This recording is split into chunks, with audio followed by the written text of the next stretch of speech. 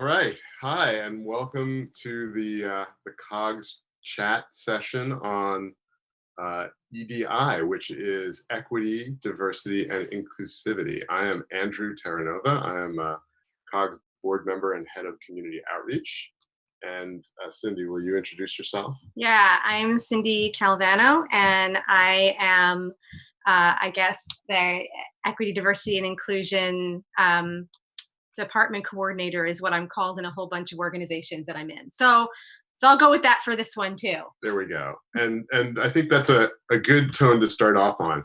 So when I say something, take it with a grain of salt. And when Cindy says something, then know that that's probably the right thing. So I said inclusivity. She said Inclusion. inclusion. It's okay. It's okay. But sometimes terms are important. I think we'll get into a little bit more about what COGS is trying to do in terms of EDI. But I think one of the things that we could dive into that's really useful for people right away to understand is the difference between the term equity and equality. Okay. And I think Cindy would do I know that Cindy would do a way better job of explaining that than I can. So I'm going to let her do that. I think one of the best ways to explain equity versus equality is there's a famous drawing, and it's of three different people of varying heights, possibly ages, but you can't tell because it's a cartoon. And they're trying to watch a baseball game, and there is an opaque fence in front of them. And if we gave every person the same amount of help, so one box for them to stand on to try to see over this fence, the tallest person wouldn't need it at all because they can see it perfectly fine. The middle person can now see because now they're able to see above that fence. And the person who's the smallest cannot see at all because that one box just brought them up a little bit of the way. So equality is giving everybody the same thing, regardless of their actual needs. And equity means giving people what they need to make it more fair and respectful for their particular needs. So if we were doing it more equitably, the person who's the tallest wouldn't need any form of box. The middle person would still get that one, and the shortest person would get two boxes, so now they can see above the fence.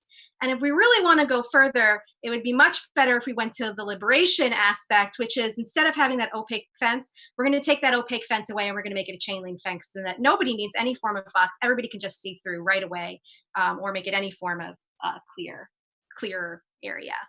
So that is the difference between equality, which doesn't help everybody, and equity, which is where we help everybody depending on their needs. So we had to go stop. We're fostering two kittens. So this one was going after the power cord on the laptop. So we had to we bring fun. We bring kittens to the conversation, right? And they need to not eat the power cord.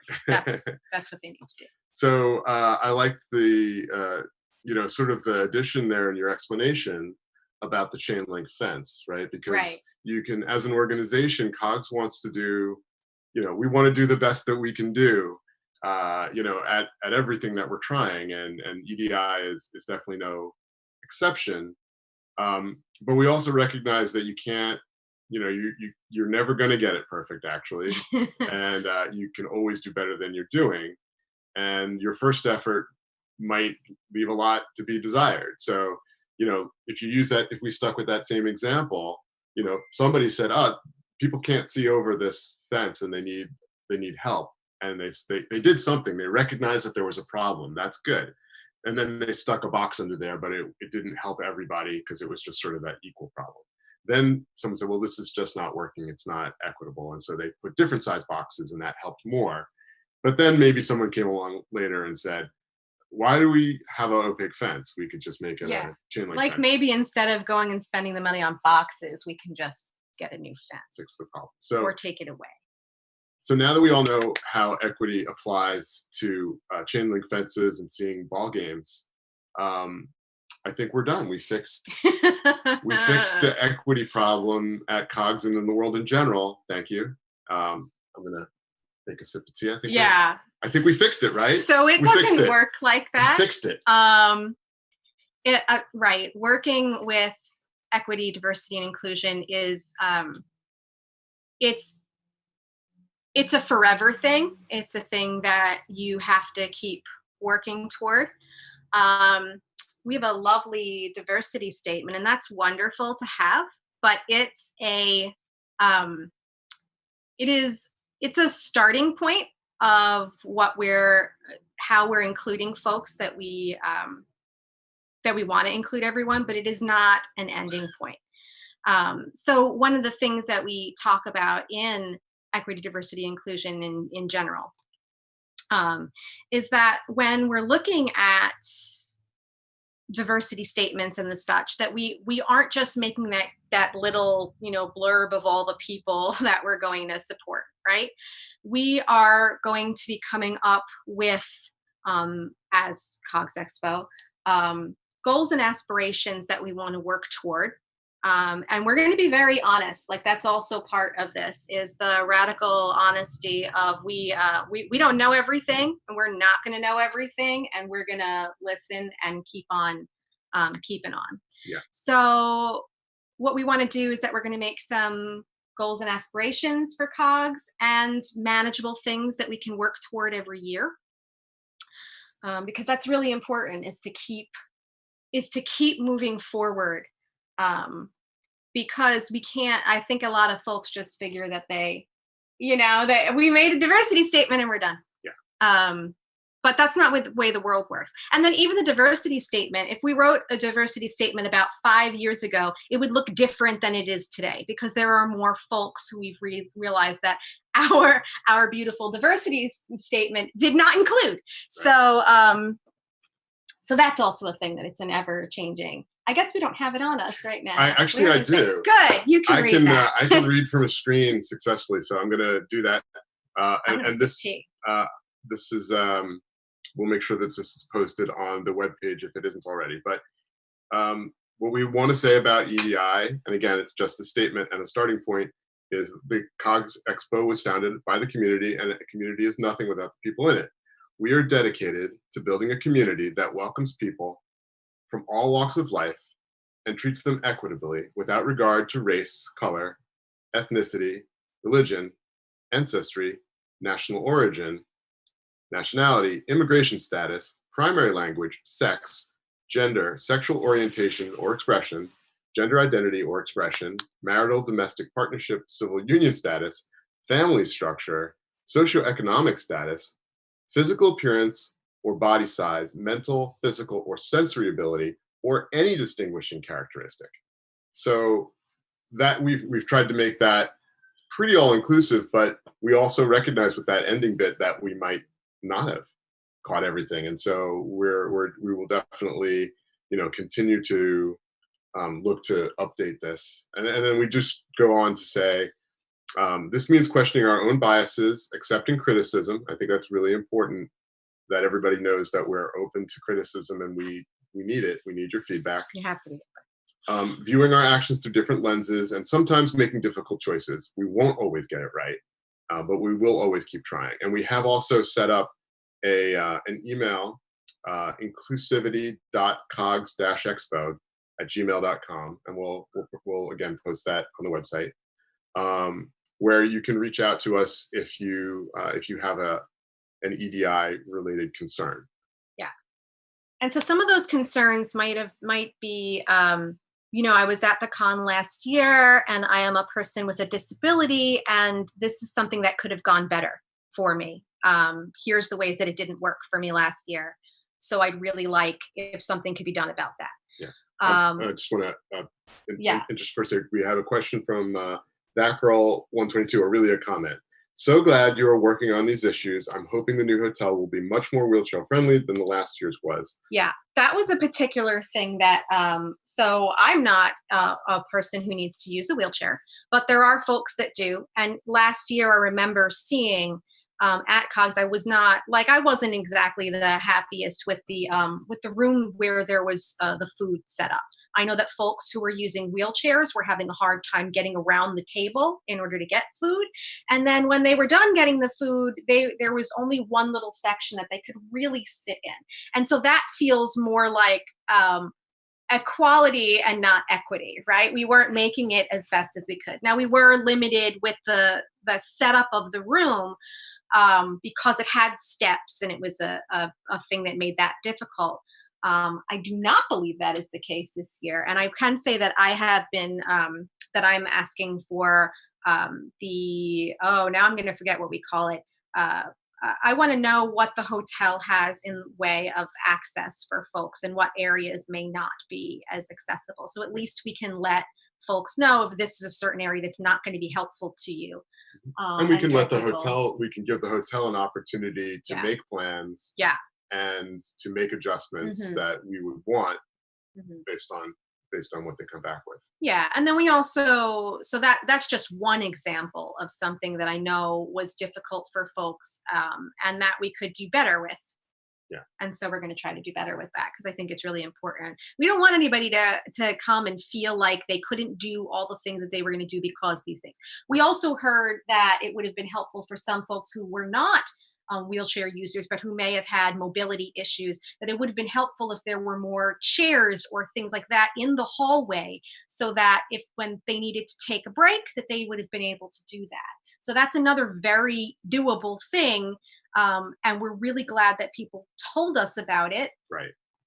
Because, so I'll just go to say really quickly that none of us can be an expert in anything that was not personally affecting us, right?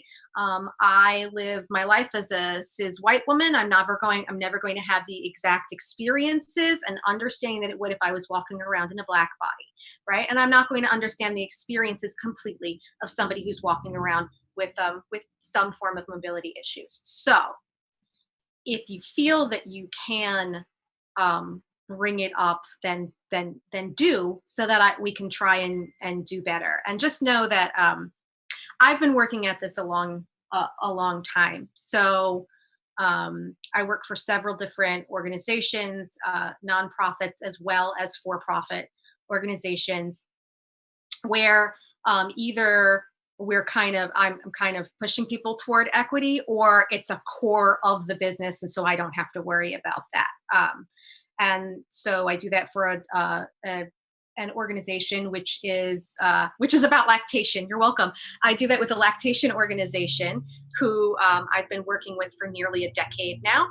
And I am on their National Equity, Diversity, and Inclusion Committee.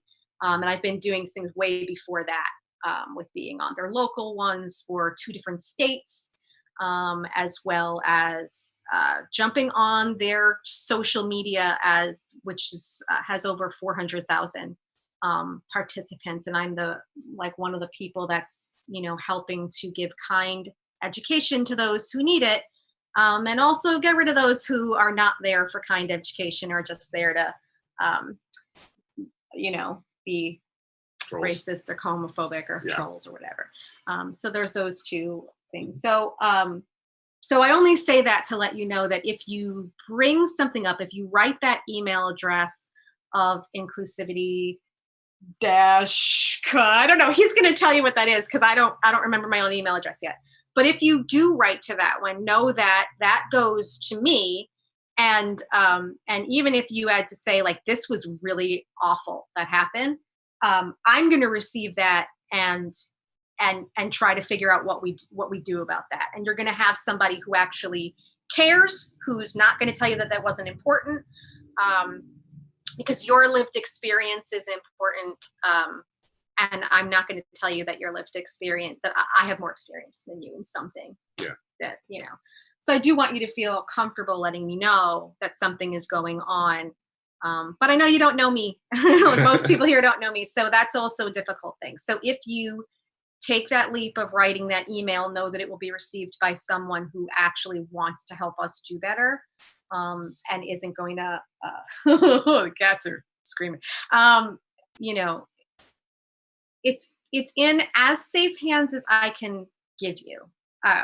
Because that's another thing that I say is, like, we can't ever, I don't love it when I see that. Right. I can't tell you that, like, this is going to be an absolutely safe for everyone event, and that's the way it's going to be, because it's just not a thing that one person can promise. We live in a country in the United States here, which is which is, a virgin, I don't know if that's the right word. I'm going to use this, I'm just going to say it. There's systemic racism in our country, and everyone has their own biases. So if you've never done it before, I really, really highly suggest taking implicit bias tests and seeing where your own biases lie and what that might mean for you, and how you might be able to do better with the biases that you have. And I'll say that really quick, that every person, every single person on the whole planet comes with their own biases based on their lived experiences, on things that they've read, on where they grew up, on all this stuff. And so everybody has that. And taking these they're free online. It's Harvard, I believe is what it is. It's just look up implicit bias tests, and I think it'll come from Harvard. And they're really interesting to see where your biases lie. But the point is that everyone has biases. And we know this country that systemic racism is a fact, that is not up for debate, that's what's going on. So I think the point of that I was making was that we can't always know our own biases, and right, but we also can't say that we're going to make an expo that's completely free of all bias, because that's not possible. Or that it will be completely safe for every person, because we know that the whole country is not completely safe for every person. So, but we can promise we're gonna, if something happens, if someone's made to feel uncomfortable or unsafe, that we'll listen and try to take the appropriate action. Right. I think it's really easy to people can get very emotional about and have very emotional responses to, hot topic issues like, racism, sexism,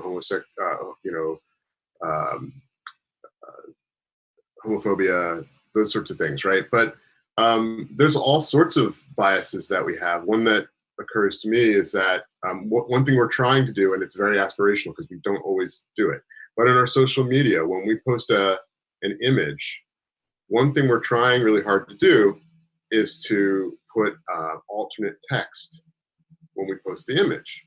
And the reason we do that is because if you are vision impaired and use a text reader to read your social media, if there's no alternate text, you probably are not going to know, and you're not going to know what that image is, and you're not going to get it. So we try to support people who might be using text readers, and include that alt text. And the reason I mention that one specifically is definitely not to crow that we are doing that, because sometimes we forget and we don't do it. The reason I'm saying it is, like, you might, if you don't have a vision problem and don't use a text reader, you probably never would have thought of that. You would have gone your whole life and never considered, well, how's somebody appreciating this post if they can't see it with their eyes, right? So that goes, there's a million things like that in life, and we don't know what we don't know until somebody sticks it in our face and makes us aware of it. So do bring things to our attention, and know that they'll be heard, and that we will do our very best to try to address these things, and that we know we're not perfect, so we'll take the criticism, please. Okay. So I guess full disclosure, we're a couple, so we didn't just do the we're social distancing together. Right, we live together. Yeah. So this is a social distancing, and between us there are 6 children who are in the other rooms. So that's why we're doing this from the one place that they will probably not go, but that doesn't mean they won't. They're between the ages of 6 and 16. So I don't know if little Miss 6-year-old is going to stay where she is, but we're hopeful.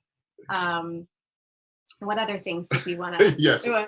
Thank you, that girl. 122. Yes, we are also happy that we're clothed on camera with all of you. Yes. Yes. She's I'm sorry. comparing us to a John and Yoko. It's not reference. That kind of party. It's not that kind of party. No. All right. How are we doing on time? COG streaming. It's pretty. Oh. 1:18. Dana likes our bed, though. It is a pretty cool bed. Yeah. I like it.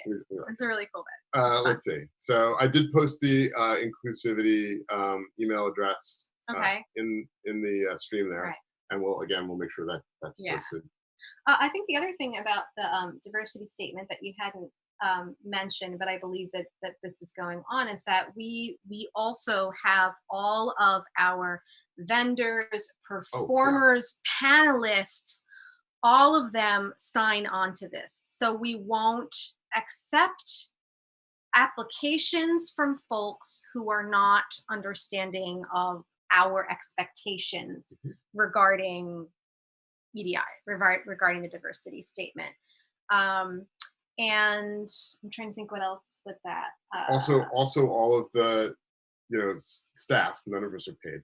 But everybody who is a team member needs to understand that statement and that that's our organization, and accept that that's what I like. So you could be the most talented, useful, hardworking person in the world. If you're not on board with our, with that, then we're sorry, we can't use you. Yeah. And that's going to be a hard no.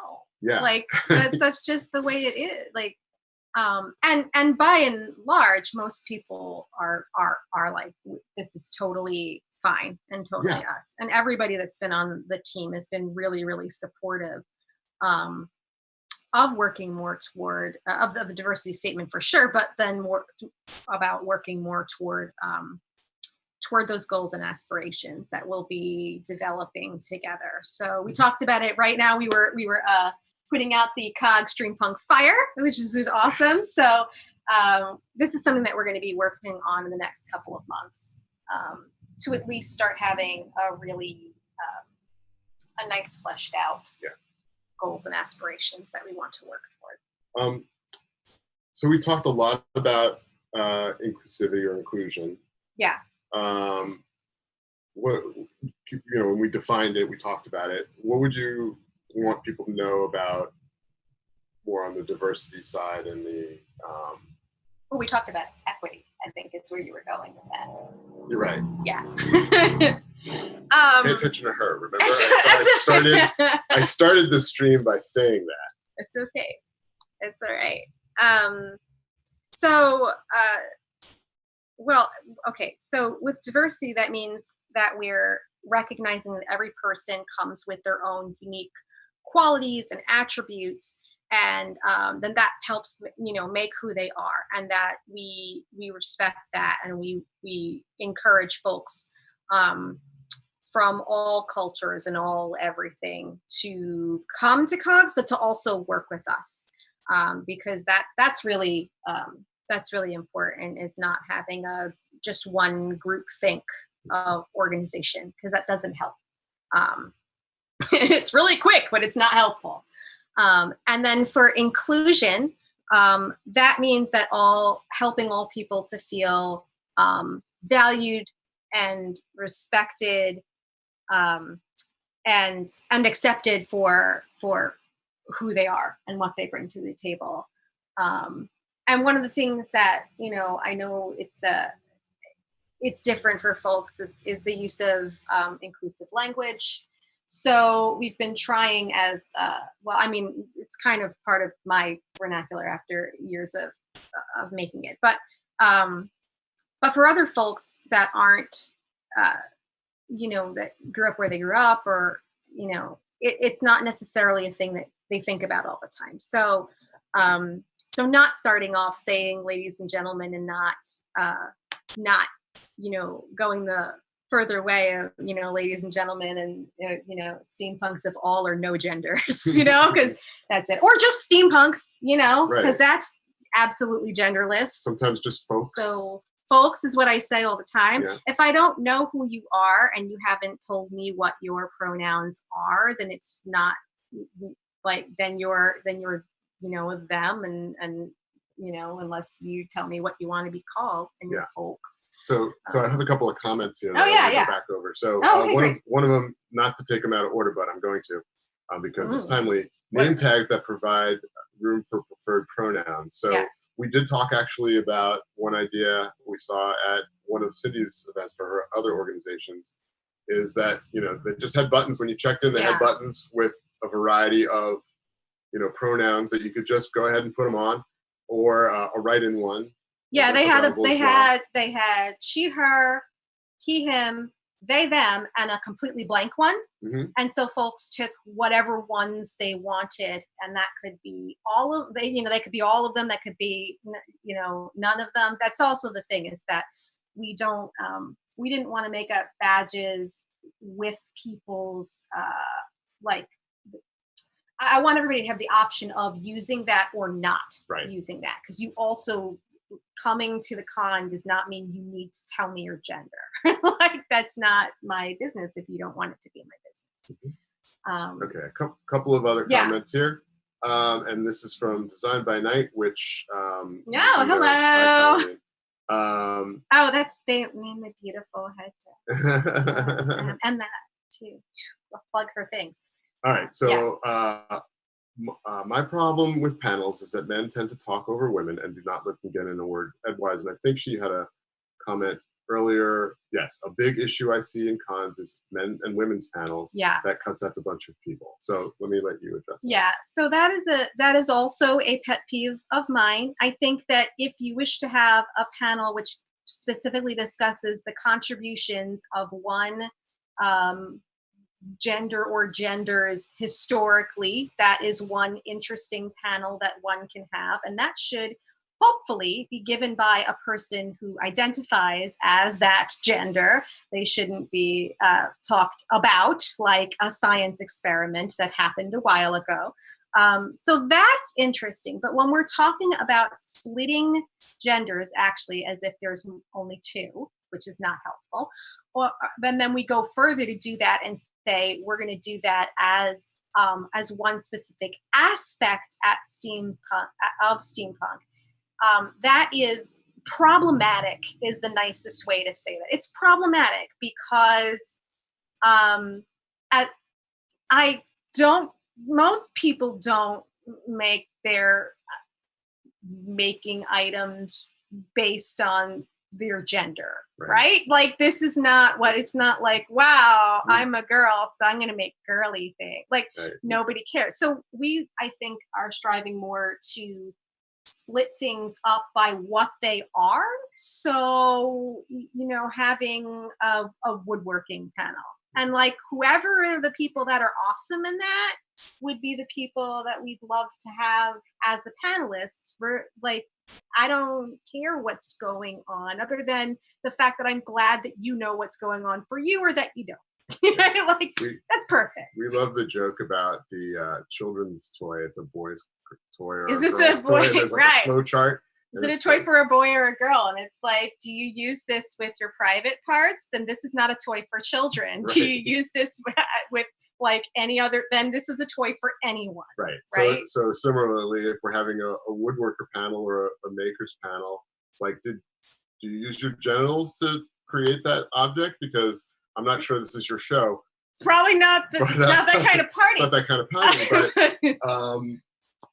But yeah, it's not a girls or a boys or any specific gender thing, because that's not about the thing and how it was made and what people tend to want to hear about when they come to these panels. Right. You just want to see the cool stuff that people are making, and how they're doing that, and how you can do that, and all of that cool stuff. And it's an interesting tidbit of what, if they have a certain gender that they would like us to know, that's an interesting tidbit, but that's not the thing.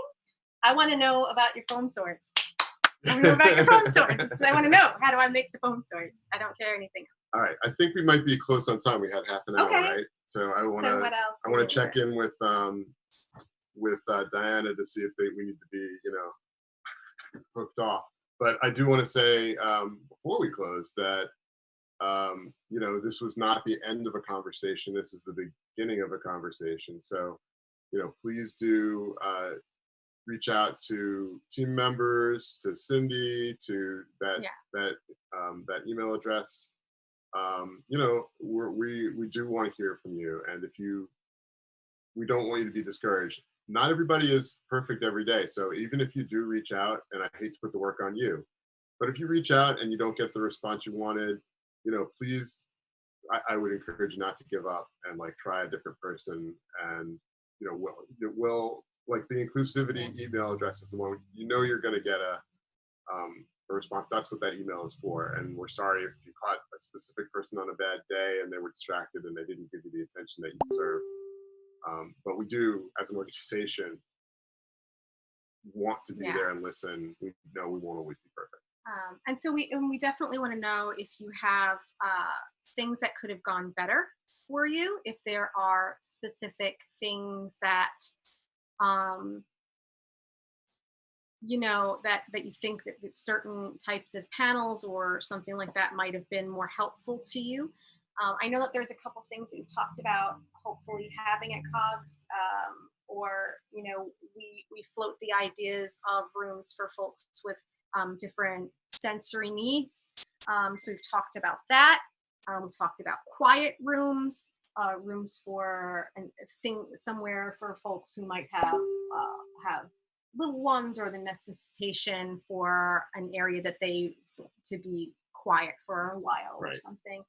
All right, I do think we're at good. time. We're at time. Okay. I think we're at time, and I don't want to step on Brian's. Yeah, no. We probably already are. So thank you very much. Yeah. Again, I'm Andrew. And I'm Cindy. And we'll see you soon, hopefully. Bye. Bye.